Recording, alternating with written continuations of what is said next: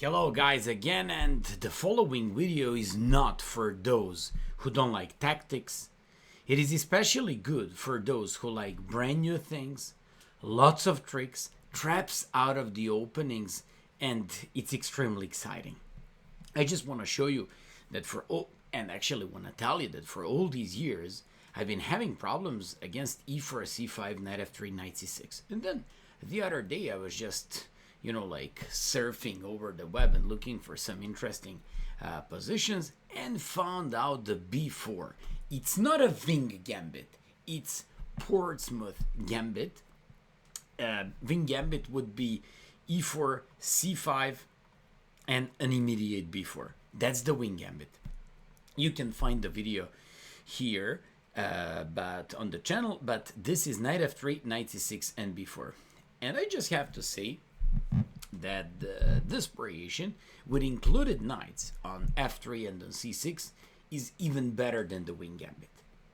And there's a special reason for that, because sometimes that knight on c6 can be, kicked away, for example, with some d4, d5 ideas by white. Also, I just want to tell you that I'm going to present you the main ideas, explain you most important tricks, but if you want to know a lot more about this opening, you can just purchase the PGN with absolutely detailed analysis. Let's go and let's immediately get to the work. So b4. Here I'm just going to cover c takes b4, which happens in 60% of the games overall. And knight b4 happens in the 30% of the games overall, and those two moves we're just going to analyze the most. But basically they transpose one into another. So let's go with the sidelines. When you play b4 and when your opponent simply says, okay, you're willing to go for the Portsmouth Gambit, you want to sack the pawn, but I don't want to take it. And for example, your opponent just goes with d6. If d6 happens, Magnus Carlsen here played against Shevchenko in Blitz b5 and won the game. It was in 2023. Although my vote goes to b takes c5, d takes c5, and bishop b5.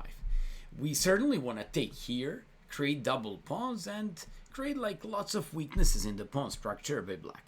So when bishop b5 happens, most of your opponents will play like this, and then you just complete your development. I once again have to say that I like my that we don't have a pawn on b2, because I always can play couple of things, unlike other Sicilians. I can play bishop b2, I can play rook b1 afterwards, and of course I can play and develop my knight to c3, but sometimes it might go even on a3. Although bishop b2, knight c3, and rook b1 seems to be one of my main ideas here. Whoever wants to develop this knight on g8 with knight f6 and d6, he has to be aware of the following things. You play rook e1, so he attacks the pawn. You develop your rook, overprotect the pawn on e4, and not just that. You, at the same time, send a clear message. No, you cannot play like this, because I'm going to take the pawn for free. They cannot take on e4 because you just play, for example, d3, or just play slowly bishop b2, or play whatever. I mean, it's so bad for them. And you can even play knight g4, removing the knight. I mean, it's winning. So because of that, after rook e1, they'll go with e6. I've seen it in a couple of games. Bishop goes back to f1.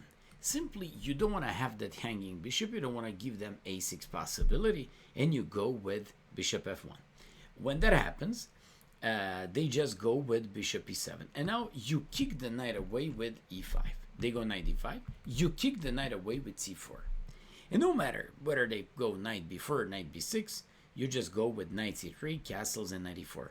With the existing pawn on e5, not having the knight around the king always makes king weaker, and you just have these two knights. I'm ready to go with bishop b2, and sometimes even consider knight f6 sacrifices. Of course, a very lovely position for white with lots of attacking chances. Same thing happens if e6. First, rook e1, bishop f1, e5, knight c4, and you just go in the same fashion. Another plan could be if they play g6. We always play bishop b2. They gotta go with knight f6. e5 brings nothing to you in this situation.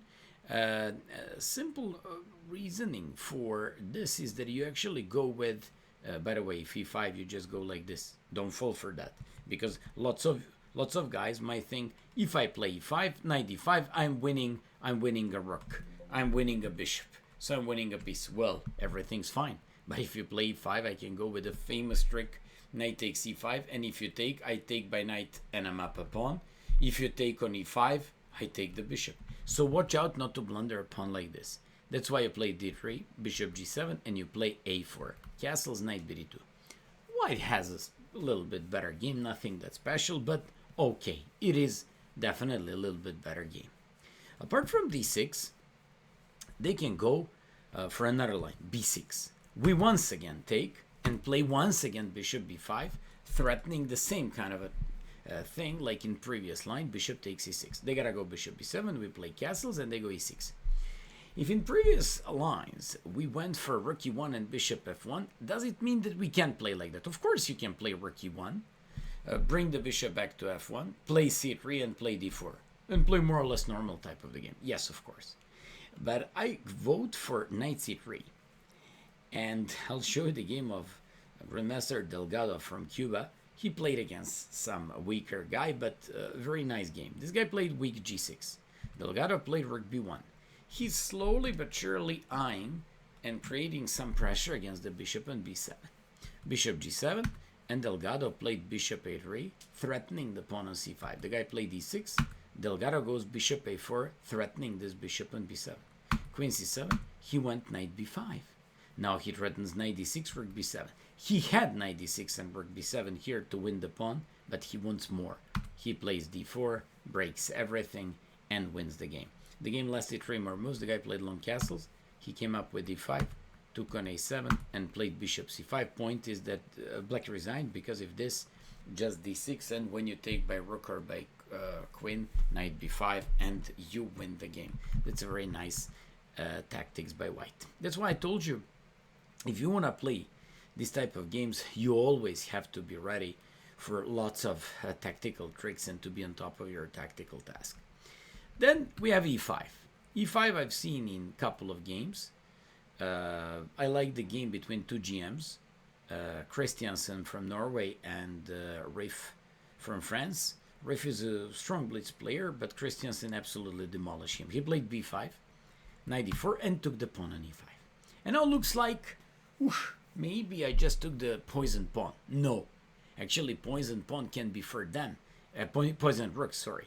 So after like queen f6, for example, threatening the knight and eyeing this rook, we go knight c4. They give check. Looks like queen is about to take the rook. Okay, no big deal. G takes f3, they take, and bishop b2, this one, and da-da-da-da. Knight c3, knight c4, and bishop b2 traps the queen, and Christiansen beat Riff on chess.com 2023.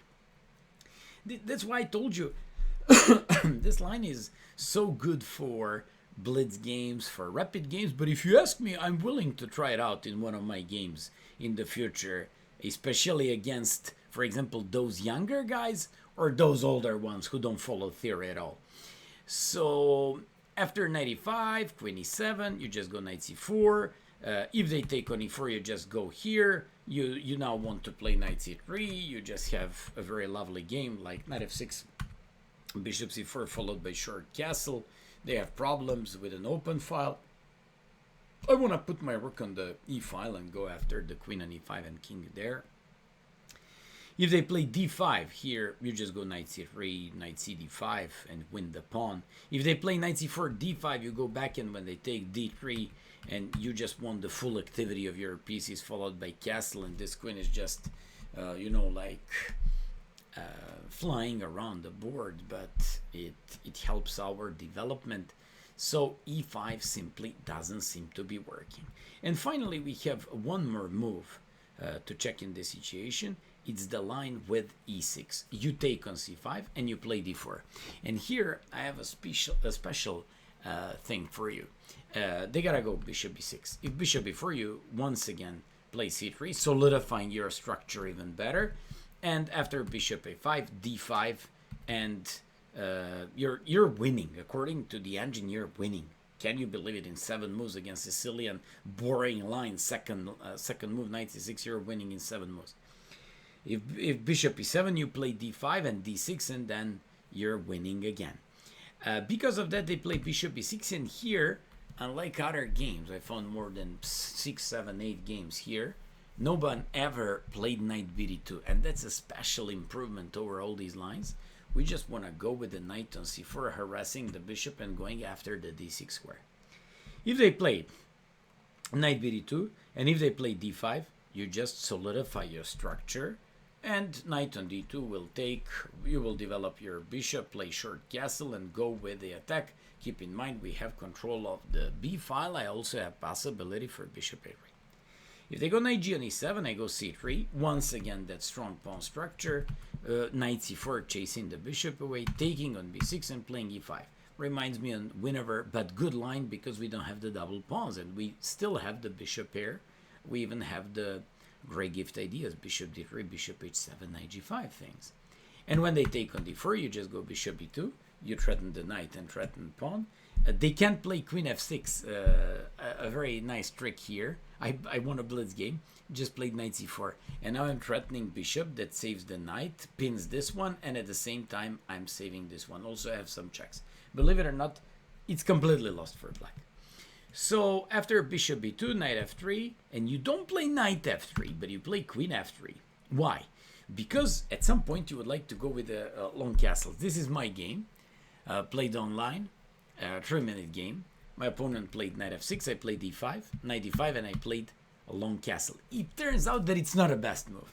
Engine says it's better to play c4, knight b4, and to go knight e4.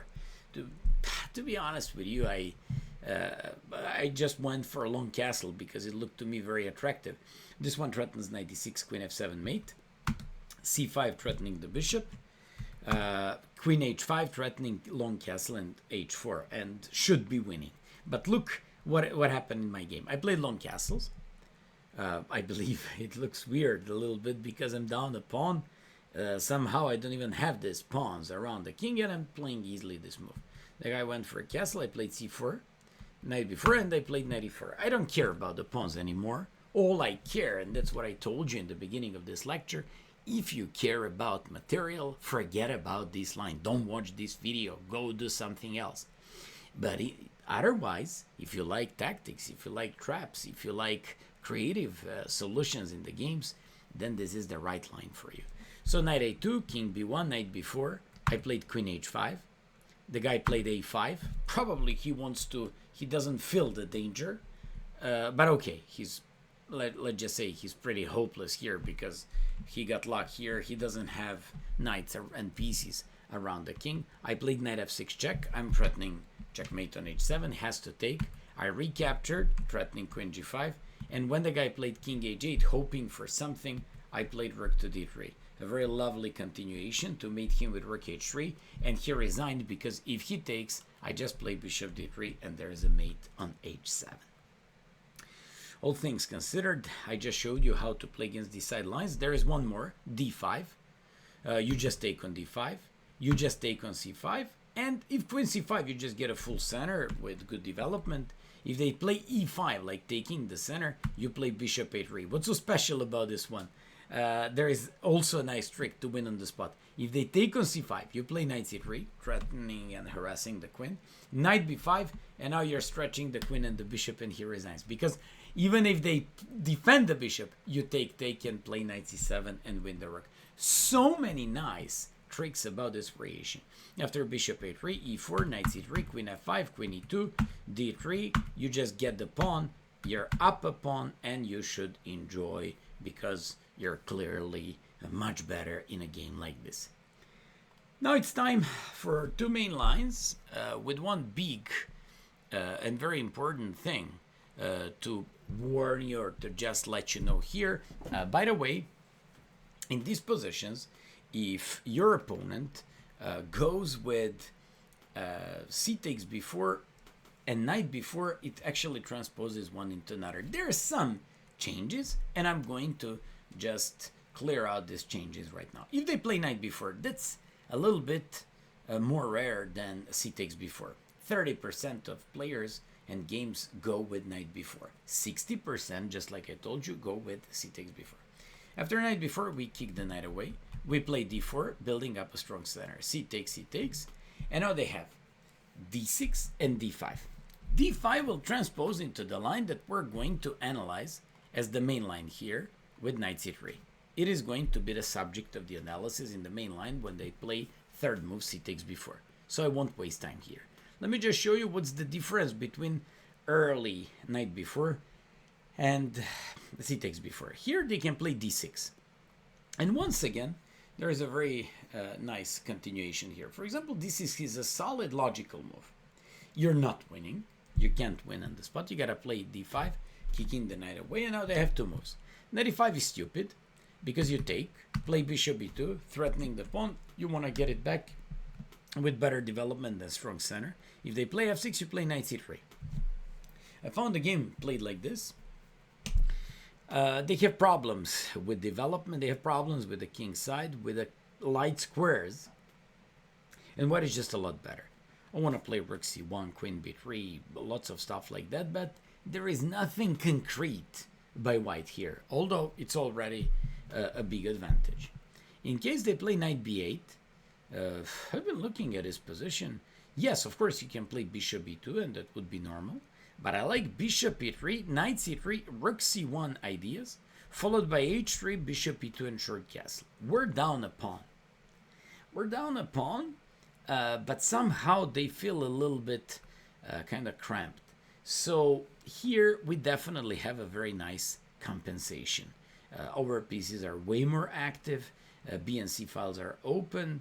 But I just have to say once again, it's not easy to, like immediately take advantage of the compensation. At the moment, we'd probably try knight b5, knight c7, but there are so many things to analyze here as well. Finally, it's time to check the main move. It's time to check the main move. It's c takes b4. We go with d4, and we go with these lines. Here I would like to give you a couple of suggestions. They gotta go with d5, that's the main move, and everyone plays that. Although there are guys who play e6, including Pragnanda. For example, if they go with e6 here, you have two kinds of reactions. I'm going to show you a crazy one, and I'm going to show you objectively the best one. Objectively, the best one, but it's still crazy, it's d5. And you can also play a3, which looks like some version of the Benko Gambit. If they play b takes, you play d5. They take, play queen f6, threatening the rook. Knight is hanging, rook is hanging. Then I very much like rook takes a3. They take, we take, they play like this, bishop d3, and I find this position with a great compensation based on what? Based on the power of the bishop pair, on the power of the dark square bishop, based on the queen being, I don't know, somehow it looks a little bit exposed on f6. And according to engines, white is absolutely fine here. You just develop knight bd2, knight e4, rook e1, and that's fine. If you don't want to sack, you can play rook a2, knight b4, rook a3, bishop c5, c3 kicking the knight away, rook a2 going with the rook there because it was under the attack by the bishop. So after knight e7, knight bd2, queen c3, bishop b2, bishop takes a6, and short castle. I'm showing you a game between a good correspondence player with white pieces, played in 2011, and here you're threatening g7. He has to weaken himself. We have a nice game. We can even play rook b1 or rook e1. We can even include, if rook e1, knight e4 afterwards in the game. You can play rook e4, rook g4, h4. So many nice creative ways of exploiting, simple development advantage and activity of your pieces. And another thing is if a3, and they don't take on a3, but they do d5. You just go e5, queen a5, and bishop d3. Whoever wants to know a little bit more about these positions, go and find the video how to play win Gambit against French. And you're going to find, I believe, even the same position like this one. White has great activity. After e6, my vote goes finally not to a3, but to direct refutation with d5. We're just threatening the knight. It's not like fully direct refutation, because when you play d5, you just attack this knight, and they just go with e takes d5 or queen f6. If they play e takes d5, you're recaptured by pawn. They threaten the rook, and when they threaten the rook, you go with c3. They take, and now you take. And when they play c2, and they threaten the knight and the queen, and the same as rook, you take it, they go like this, you play bishop d3. White is so much better. You can put this on the board. Most of your opponents probably would go with queen f6. Then you take on d7 or whatever. Then you play castle, rook e1, and reminds me of some great versions of Evans' Gambit. So because of e6, d5 gives you such a nice attacking ideas with e takes d5 included. Usually good players play queen f6. You still play c3. If they play knight e5, you just play bishop e2. And keep in mind, they can never go with b takes c3, knight f3, c2, because you always go knight c3, bishop e2, and you always trap the queen like this. Because of that, after c3, b takes, you just go d takes c6, threatening e5, and they go c2. It's the only move. Anything else, they're just lost. We take and they take the rook. Now they instantly want to put the queen back on f6 and run away, being up an exchange. But the crucial move here is e5. This is a good moment to stop here for a moment and to tell you that Carlsen used this gambit 3 times and won 3 games. And there is a guy, he's a young GM from Poland, Wiczarek, or whatever you pronounce his name. He has an amazing results with white pieces with Portsmouth Gambit against Sicilian. The second move, knight f3, knight c6. e5 prevents queen f6. That's what he played in one of the games. On your question, what are we threatening here? No, we're not threatening bishop e2 because they would take on a2. But we're threatening bishop c4 to defend on a2 and to go bishop e2 and to trap it up. So if they go with b takes, bishop c4. They go rook b8, threatening the knight. You go here. Now looks like they can't stop bishop e2. They go here, you go here. They go here.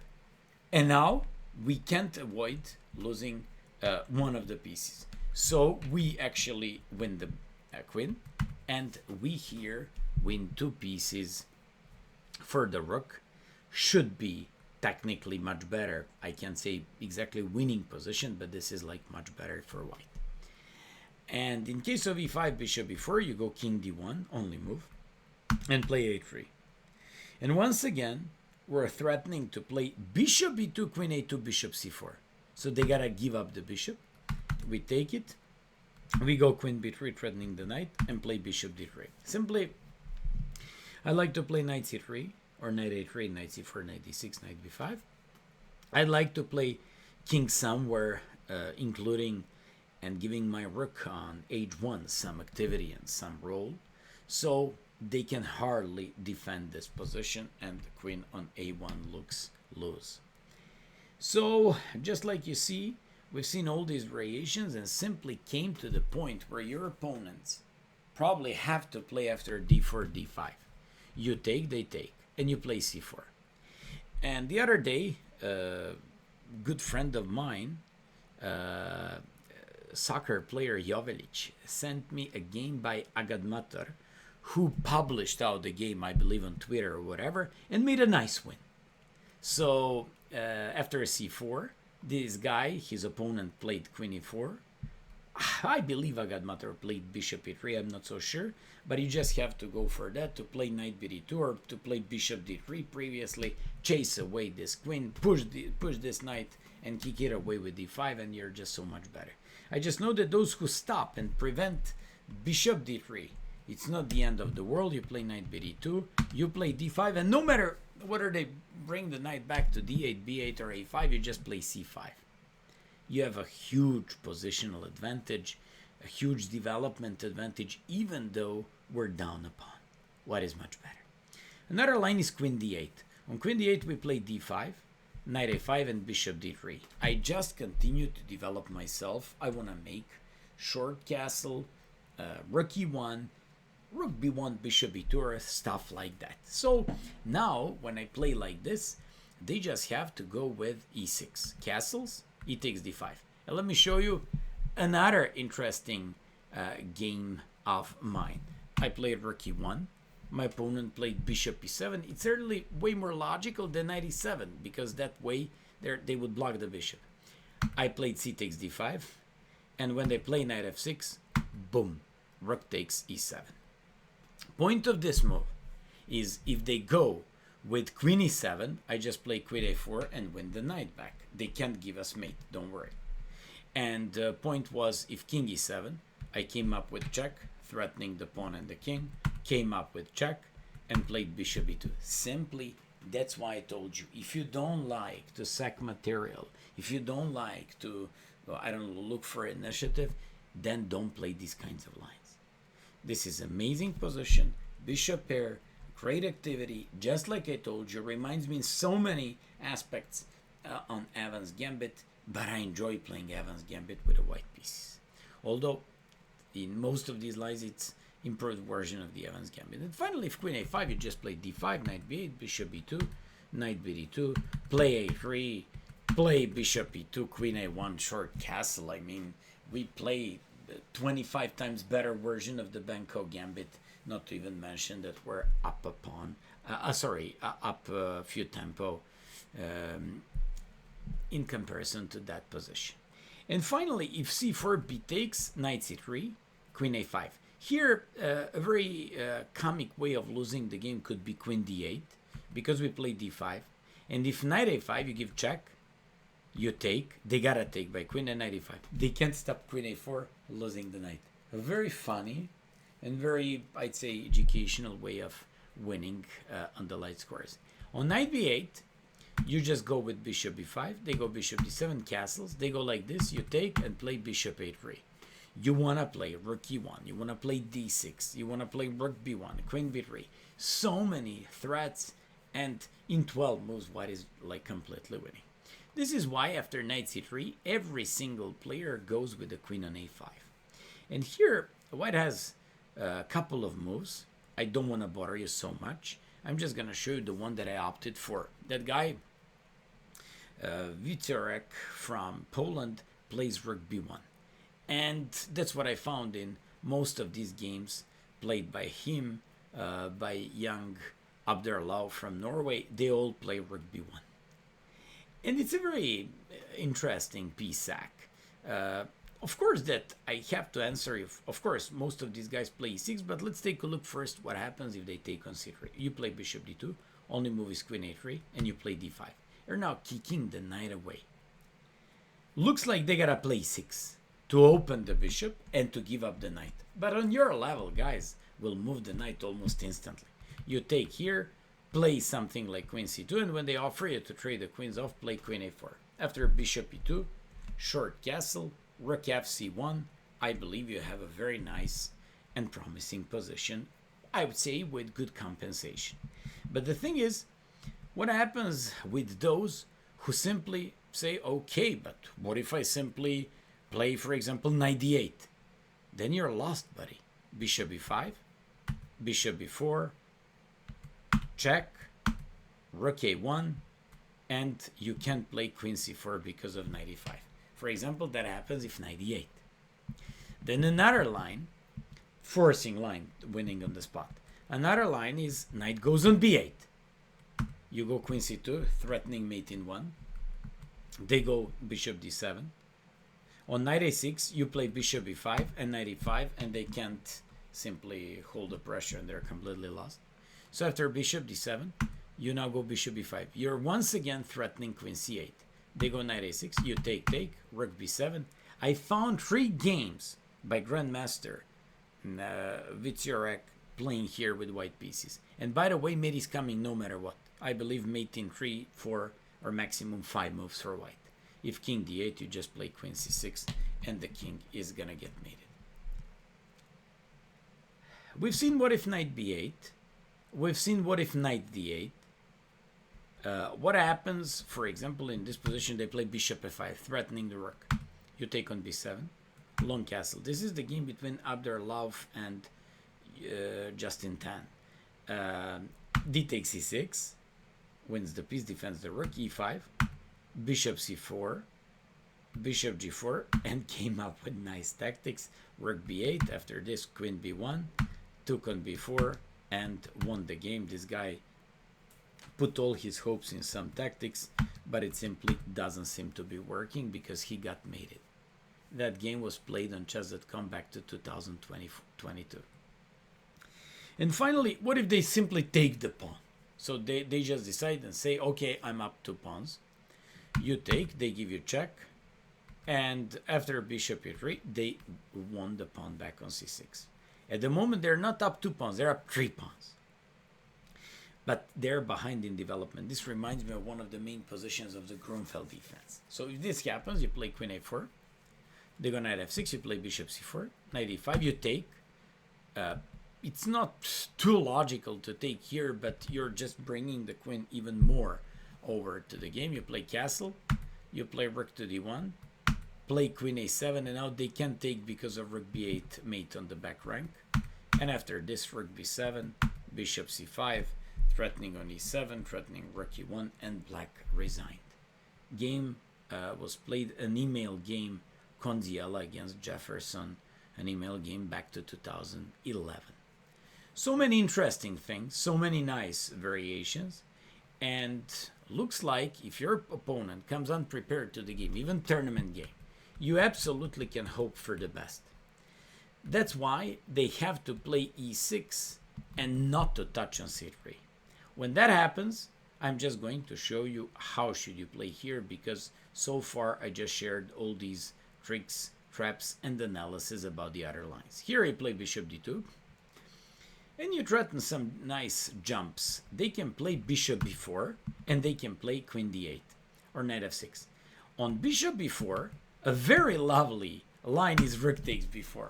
I like it a lot because once again we rely on initiative. Of course, most logical thing, loses on the spot, knight b5, and they can't prevent an a3, bishop b4, queen b3, and it's immediately lost. Immediately lost.